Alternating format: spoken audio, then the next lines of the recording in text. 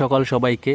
সকাল শিয়ালদা মার্কেট থেকে কিছু সার নিয়ে এলাম ড্রাগন গাছের জন্য। চলুন দেখে নিই কী কী সার দিয়েছে ওরা।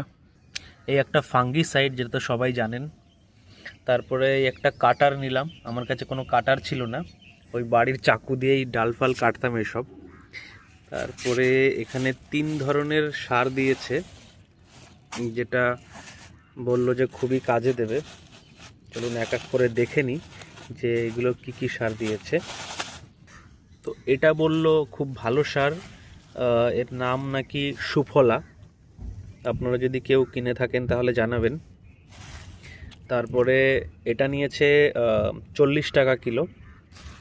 এরপরে এটা হচ্ছে পটাশ, এটা নিয়েছে 40 টাকা কিলো।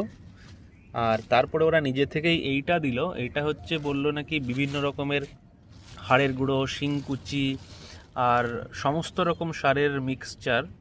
বললো এটা দিলে আর কিচ্ছু দিতে হবে না ড্রাগন গাছে, একদম খুব সুন্দর গ্রোথ হবে। দেখা যাক, যেটা প্রথমবার নিয়ে এলাম।